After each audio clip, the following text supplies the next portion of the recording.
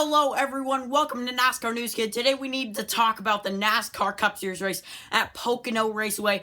It might have just been the best finish of the season with fuel mileage in play, with great racing in play, and everything in between. We'll get to the recap, results, and a review and analysis, as well as 36-36 in an action-packed video, so stay tuned for that. Before we get to it, please hit that like button and subscribe if you haven't already. Thank you to all you channel supporters. You guys are the best. Thank you all so much. Anyway, let's get to the recap here. So Denny Hamlin won the pole after not even racing last week in Mexico City to stay home. He won the pole in his first time back. Really good job for him. He would actually go on to win stage 1. So really good job for him.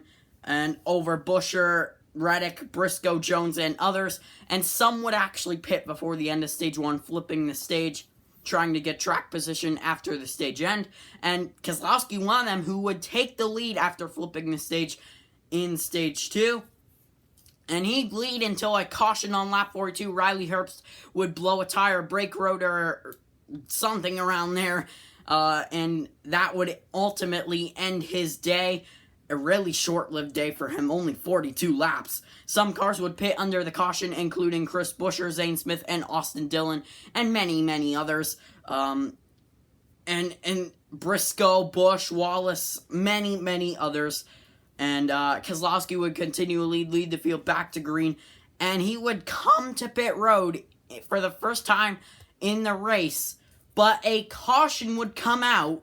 Bubba Wallace would blow a tire and cause a caution, blow a brake rotor, break one or something, and cause a caution. And Keselowski was coming to pit road, but the pit road was closed because the caution came out, usual as every week. And the veteran decided to keep going on pit road, and he would get a penalty. Carson Hocevar would take the lead from him, and Keselowski would actually go to the back on the restart, and Hocevar would come in the pits first as one of the many who pitted, and Denny Hamlin with that first pit stall would come out first. No surprise there. Some of the Team Penske cars, Wood Brothers added to that, as if you will, would stay out along with Briscoe, Bowman, and many others. Logano would lead the field to green, but Alex Bowman would take the lead from him, showing how slow Logano was today and how fast Bowman was, at least faster than Logano today. And Bowman would lead until a caution on lap 78 for debris for, I forget what driver it was, but someone was blowing a tire, and tire rubber was flying everywhere. So that was the reason for the caution. Bowman, who was leading, would enter the pits first, and his teammate William Byron would exit the pits first.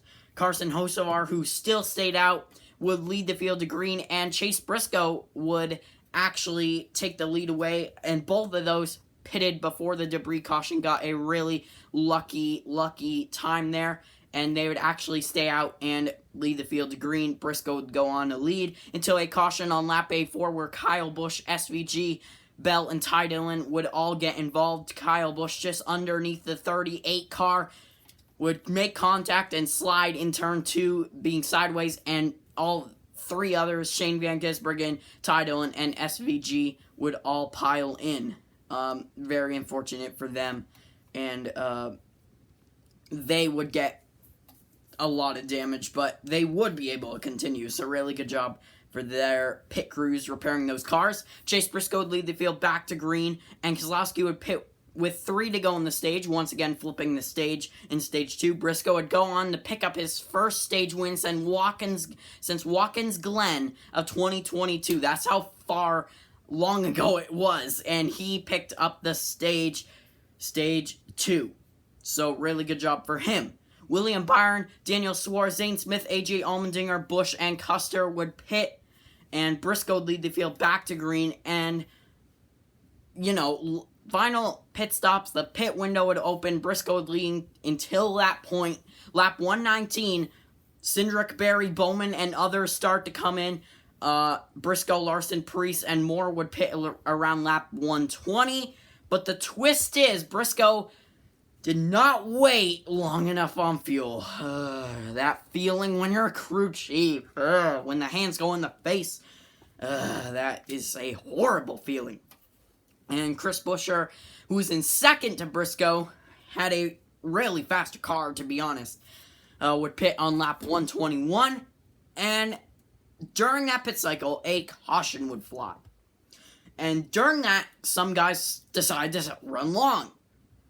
Keselowski, Busch, Haley, and others would be amongst those. They would have to pit because Shane Van Gisbergen spun in turn 1 all by himself. So really, really unfortunate for him. Briscoe, who would lead the field to green, did not have enough fuel. He had to save. They were hoping for caution. That was the last resort.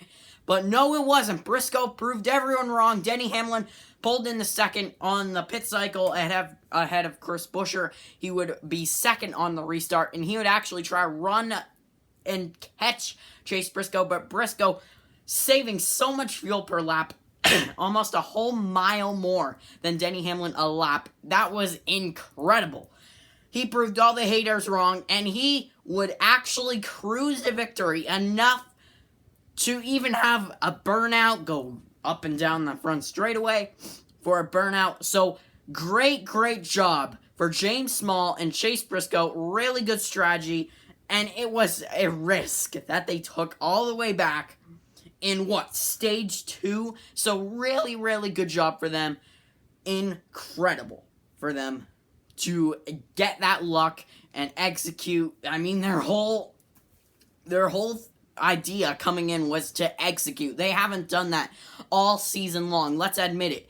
And this was, Chase even said, this was probably the first race they actually executed enough, and they actually took the victory. So really good job for them.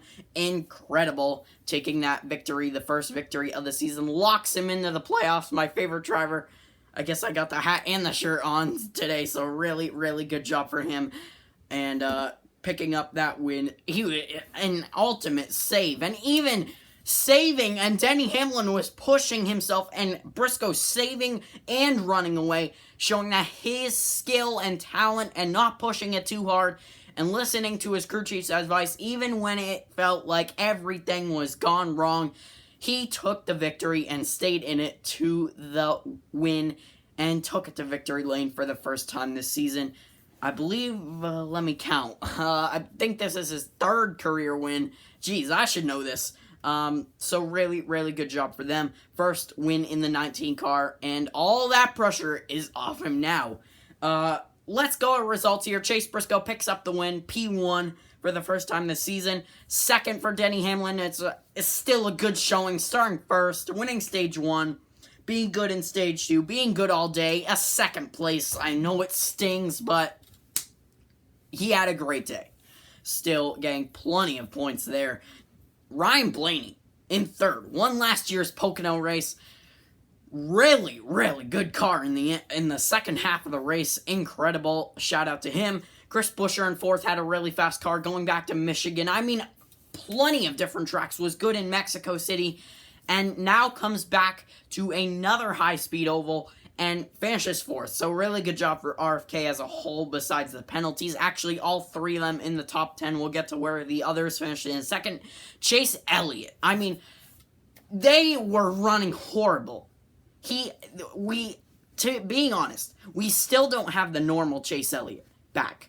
And this is the first showing, the first light at the end of the tunnel for Chase Elliott fans. I mean, a top 5 for the first time in what feels forever.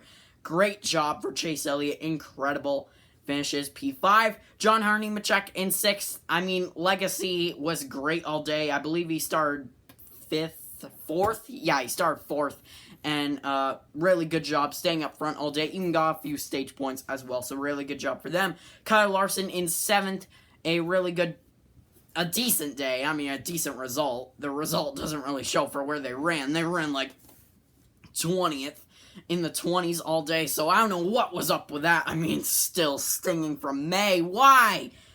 He's supposed to have the shortest bad streaks, and now he's still trying to bounce back from that. So I don't know if it's the summer stretch that's getting to him or whatever, but he needs to get back on track. All those Larson fans are waiting for another win. 8th for Ryan Preece. Here's the another RFK car. Really good day. Gone to the top 10 in the second half. even qualified decent, so really good job for him. 9th for Brad Keselowski, playing the strategy, a pit penalty coming in despite the caution, pit road being closed, even,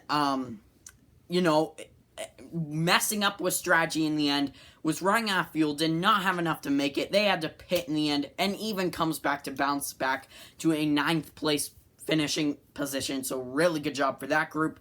10th for Austin Cindric, a really good day for him. 11th for Alex Bowman, was leading at one point, so really good job for him. He was actually having some really good speed in that Best Friends Chevy. The 12th for Josh Berry, another good Team Penske, I guess we could say, effort for that 21 group. 13th for Jones. I mean, Legacy continues to tick off good finishes, so really good job for Eric Jones. 14th for Ty Gibbs. I mean, he had a good week in Mexico until strategy did not work out, but he gets a solid 14th place finish. 15th for Daniel Suarez, who was actually up front in the latter part of the race. I mean, he was up there pretty good chunk of the race. Started up in the top 15, so really good job for him, even after a Mexico City disappointment, a hometown race disappointment, he still gets a top 15 in Pocono, so really good job for him. 16th for Joey Logano, had some decent speed, just did not have winning speed, and he's still trying to find that, so really decent day for him. 17th for Christopher Bell, he's always not really been the best JGR car at Pocono, so really good job for him handling that out and getting a 17th place finish. 18th for Carson Hocevar, trying not to wreck Stenhouse. I mean, they were up in the top 5 at one point, and his crew was even telling him, be smart, be patient, we do not want to make him mad once more, so you really gotta be careful. Maybe he's actually listening this time. He finishes 18th. 20th for Kyle Busch. Got caught up in another wreck. His fault, I guess. So, just waiting for that good race to come. Waiting for that race where he wins once more. Hopefully he'll win once more. And just trying to get a good race and no wrecks and just a decent day, I guess, even after wrecking. 20th for him. 22nd for my 36-36 pick, Custer. By the way, my brother's 36-36 pick finished 4th, Chris Buescher. So, just a little hint for late in a few moments. 26th for Ross Chastain, a decent day for him. 27th for William Byron, had not really good speed, same speed as Kyle Larson, I want to say, so not great for him either. 30th for Stenhouse. He was up in the top 5, like I said a moment ago. He was up in the top 5 battling Hocevar at one point, so he had speed, but the result didn't show for it. 31st for SVG. Still trying to improve on those, I guess, ovals? I don't know if I should say oval now, because it's a triangle. But trying to improve on the road courses, I guess I could say. 32nd for Tyler Reddick. So, overall, a great race. Before we end it, I want to get to 36-36 here. I picked Cole Custer. I felt like this was the best race to pick him, and my brother felt like Chris Buescher was the best race to pick him for this race. So, overall, my brother got 48 extra points. I only got 15. So that brings the standings. My brother has 395 points. I have 319. So a 76-point gap if you do the math. I need to get back to winning races like last week with SVG. But yeah, that our challenge still goes on all the way until November. So stay tuned. Keep up with us if you want to, and I'll see you in the very next video. It won't be long before we get to the next video, but that'll do it. Thank you all so much for watching. Thank you all for your incredible support for this channel, and I will see you next time.